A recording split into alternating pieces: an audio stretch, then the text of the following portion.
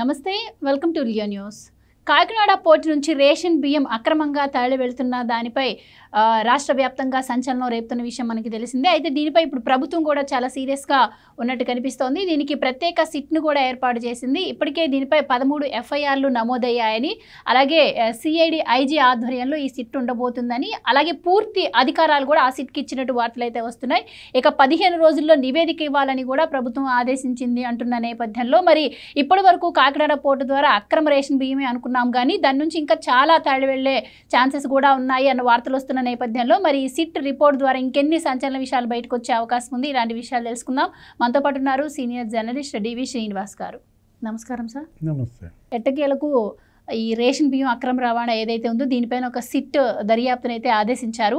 So SIT దర్యాప్తు కూడా ఎక్కువ రోజులు ఉండదు, 15 రోజుల్లోనే నివేదిక ఇవ్వమని కోరినట్టు తెలుస్తోంది. సో ఇంకెన్ని సంచలన విషయాలు బయటకు వస్తాయంటారు, మరి మీరేం చెప్తారు సార్? అంటే స్పెషల్ ఇన్వెస్టిగేషన్ టీం, ప్రత్యేక దర్యాప్తు బృందం ఇవాళ ఈ రైస్ రేషన్ మాఫియా ఇది ఒక ఆర్గనైజ్డ్ క్రైమ్గా, పేదల బియ్యం ఎలా నీకు విదేశాలకు ఎగుమతి అవ్వటం, రీసైక్లింగ్, నీకు గ్రామ స్థాయి నుంచి మండల, నియోజకవర్గ, జిల్లా, అసలు మొత్తం రాష్ట్ర వ్యాప్తంగా వీళ్ళు ఊడలు దిగిన నేపథ్యంలో ఇది దేశంలోనే ఇది ఒక పెద్ద స్కామ్.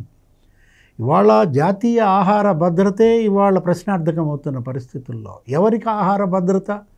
పేదల ఆహార భద్రత కోసం మరి కేంద్ర ప్రభుత్వం 2 లక్షల కోట్ల బడ్జెట్ ఇవాళ బియ్యం ఇవాళ వీళ్ళకి ఇస్తుంటే ఒక ఆంధ్రప్రదేశ్ రాష్ట్రంలోనే 12,800 కోట్లు ఎలా పక్కదారి పడుతుంది? 80% ఈ పందికొక్కుల పాలవుతున్న నేపథ్యంలో పవన్ కళ్యాణ్ మొన్న పోర్ట్ సీజ్ ద షిప్, అదే ఏది కాకినాడ పోర్టు మీద పడటము, అది దాని పర్యవసానం మనం చూసాం. ఏది దీని భరతం పట్టాలి. మొత్తం ఈ మాఫియా డాన్, ఆ డి గ్యాంగ్ అంటున్నారు, దోపిడీ, డి ఫర్ దోపిడీయో డి ఫర్ ద్వారంపూడి అంటున్నారు. ఎలా జగన్మోహన్ రెడ్డి హయాంలో ద్వారంపూడి కుటుంబం, ఆయన తండ్రి భాస్కర్ రెడ్డి ఏమో సివిల్ సప్లైస్ కార్పొరేషన్ చైర్మన్గా, చంద్రశేఖర్ రెడ్డి ఏమో అక్కడ కాకినాడ సిటీ ఎమ్మెల్యేగా, వాళ్ళ తమ్ముడు వీరభద్రారెడ్డి ఏమో నీకు ఈ రైస్ మిల్లర్స్ అసోసియేషన్ ప్రెసిడెంట్గా, షిప్పింగ్ ఏజెన్సీల అసోసియేషన్ ప్రెసిడెంట్గా, వాళ్ళే అక్కడ పోర్టుని హస్తగతం చేసుకోవటం, వాళ్ళే ఈ మాఫియా ఈ రేషన్ విదేశాలకి ఎగుమతి చేయడం. నీకేంటి 43 రూపాయలు కిలోకి ప్రభుత్వం కొని ఇస్తున్న బియ్యం నీకు పేదోడికి కనీసం 10 రూపాయలు అందట్లేదు. 33 రూపాయలు వీళ్ళు మేసేయటం కాదు, నీకు ఇంకో 37 రూపాయలు, ఏది 80 రూపాయలు 70 రూపాయలకి విదేశాలకు అమ్ముతున్నారు. అసలు ఎంత నెట్వర్క్ అంటే ఇప్పుడు దీన్ని ఛేదించాల్సిన బాధ్యత మరి వినీత్ బ్రిజులాల్, మరి ఆయన ఏది ఆ సిట్ 6 సభ్యులతో వేసినటువంటి నేపథ్యంలో అసలు ఈరోజు మొత్తం జగన్మోహన్ రెడ్డి ఈ మాఫియా డీల్స్ ఏది ఒకటి కాదు, భూములు, ల్యాండ్ మాఫియా, గనులు, మైనింగ్ మాఫియా, లేకపోతే లిక్కర్, ఏంటది ఆ లిక్కర్ మాఫియా, డిస్టిలరీలన్నీ కూడా, లేకపోతే ఇప్పుడు ఈ డ్రగ్స్ మాఫియాను, గంజాయి మాఫియాను, పోర్టులు కూడా ఎలా తుపాకీ చూపించి బెదిరించి మరి ఆస్తులు కబ్జా చేశారో, అసలు వీళ్ళు డిస్టిలరీలు లాగేసుకున్నారు, పోర్టులు లాగేసుకున్నారు, భూములు, లక్షల ఎకరాల భూములు, ఇళ్ళు, ఈ మొత్తం 5 ఏళ్ళు జగన్మోహన్ రెడ్డి ఆ జే గ్యాంగ్ వాళ్ళు చేసినటువంటి ఈ మాఫియా డీల్స్ అన్నిటిపైన సిట్ వేయాలని ప్రత్యేక దర్యాప్తు బృందం. ఎందుకంటే బాధితులు ఒకళ్ళు కాదు, లక్షల్లో బాధితులు ఉన్నారు, గ్రామాన బాధితులు ఉన్నారు, ఇళ్ళు కోల్పోయిన వాళ్ళు, భూములు కోల్పోయిన. అలాగే గ్రామాల్లో రెవెన్యూ సదస్సులు కూడా ఏర్పాటు చేయబోతున్నట్టు తెలుస్తోంది. ఏమైనా సమస్యలు ఉంటే అక్కడ రెవెన్యూ అధికారి దగ్గరికి వెళ్ళి కంప్లైంట్ ఇస్తే వాళ్ళు వెంటనే చర్యలు తీసుకుంటారు. ఈ దిశగా చంద్రబాబు గారు ఆదేశించారని కూడా వార్తలు వస్తున్నాయి. అవును, ఇప్పుడు ఈరోజు పవన్ కళ్యాణ్ ఒక కడప వెళ్తున్నాడు, అట్లాగే సత్యకుమార్ బాపట్లలో పాల్గొంటున్నాడు, ముఖ్యమంత్రి మరో చోట పాల్గొంటున్నాడు. మొత్తం రెవెన్యూ సదస్సులు వరుసపెట్టి ఒక 14 రోజులు 8 రోజుల్లో చేస్తున్న నేపథ్యంలో ఇప్పుడేంటి ఆ రెవెన్యూ సదస్సుల్లో అడంగల్, నీకు అక్కడ ఉన్నటువంటి ఆ అసైన్డ్ ల్యాండ్ మీ ఊళ్ళో ఎంత ఉంది, దేవాదాయ భూములు ఎంత ఉన్నాయి, ప్రభుత్వ భూములు ఎంత ఉన్నాయని ఒక జాబితా ప్రజల ముందు చదువుతారు. ఏమన్నా అభ్యంతరాలు ఉంటే చెప్పమంటారు. ఇప్పుడు గతంలో ఇప్పుడు మనం చూసాం ఈ భూ బాధితులు, భూ ఆక్రమణలు, భూ కబ్జాలు, వీళ్ళకు సంబంధించినటువంటి ఫిర్యాదులే సగం అంట. ఇప్పుడు 6 నెలల్లో తెలుగుదేశం మనం ముఖ్యమంత్రి చంద్రబాబు పార్టీ కార్యాలయంలో వినతి పత్రాలు తీసుకుంటున్నారు. మొన్న కూడా మనం చూసాం, ఆయన ఎక్కడికి వెళ్తే అక్కడ వినతి పత్రాలు ఇస్తున్నారు. ప్రజా దర్బార్ పెట్టాడు లోకేష్, అట్లాగే పవన్ కళ్యాణ్ పెట్టాడు. ఆ మంత్రులు ఈ మంత్రులు బీజేపీ జనసేన వాళ్ళ పార్టీ కార్యాలయాల్లో వినతి పత్రాలు తీసుకుంటుంటే ఇప్పటి వరకు ఎన్ని వినతి పత్రాలు వచ్చాయి? 1,74,000. అంటే 1,74,000 మంది బాధితులు వచ్చారు. అందులో సగం వీటి మీదే, ఏది రెవెన్యూ మీదే.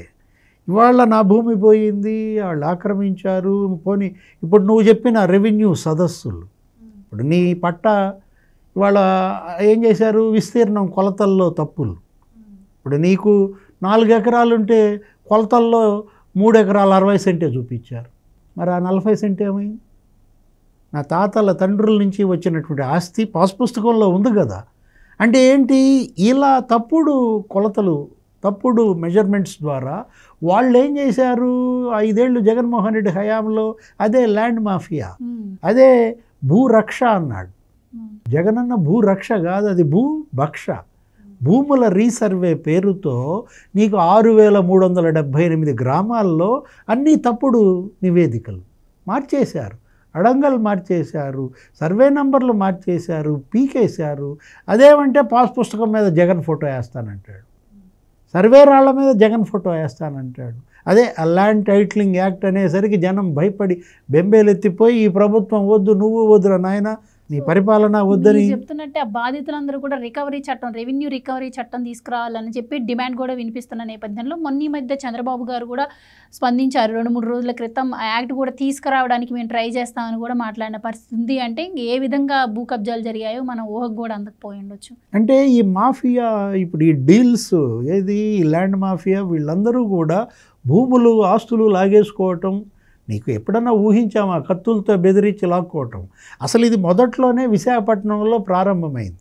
నరేష్ అగర్వాల్ అనేవాడి భూమి 100 కోట్ల విలువైనటువంటి భూమి ఏం చేశారు? మేము పులివెందుల నుంచి వచ్చాము, మేము జగన్మోహన్ రెడ్డి బంధువులు అని చెప్పి ఆయన బెదిరించడం పైన అతను వెంటనే గోల్ చేశాడు అప్పట్లోనే. ఎప్పుడు జగన్ సీఎం అయినటువంటి దాంట్లోనే.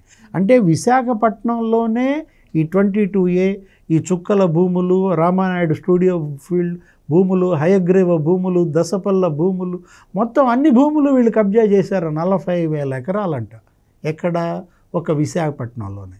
మొత్తం రాష్ట్రం మొత్తం 14 లక్షల ఎకరాలంట ఫ్రీ హోల్డ్లో పెట్టింది.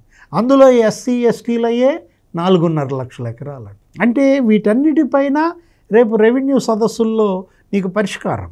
ఇప్పుడు నీ భూమి, నీ పేరు తప్పు రాశారనుకో, స్పెల్లింగ్ తప్పు అనుకో, నువ్వు క్లెయిమ్ చేయొచ్చు, నువ్వు అప్లికేషన్ పెట్టుకోవాలి. లేదు సర్వే నెంబర్ మార్చారు, తప్పులు సరి చేసుకోవచ్చు. అవి ఆ ఫిర్యాదులే 3 లక్షలు ఉన్నాయంట. ఇప్పుడు ఇందాక చెప్పిన 1,74,000 ఫిర్యాదులు వేరు, ఈ ఫిర్యాదులు వేరు. ఇవన్నీ ఇవి 3 లక్షలు.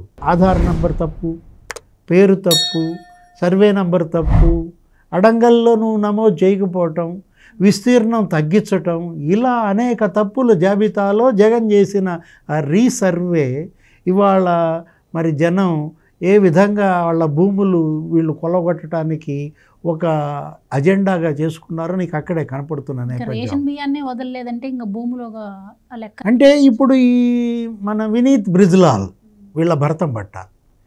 ఏది? భూ మాఫియా భరతం పట్టాలి, ఈ గనుల మాఫియా.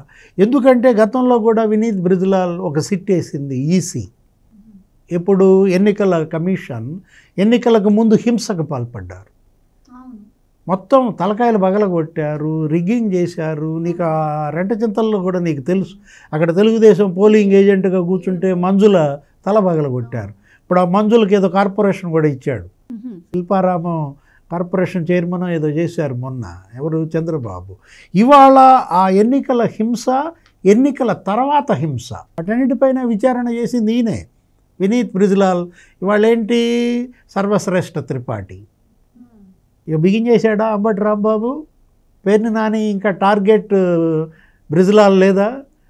ఎందుకంటే ఈ పార్టీకి ప్రెస్ మీట్ పెట్టి తిట్టాలా, ఎందుకు వినీత్ బ్రిజ్లాల్ని వేసావు మా మీద, ఆయన మరి ఉక్కుపాదం అని వాళ్ళు కంగారు పడిపోవాలి.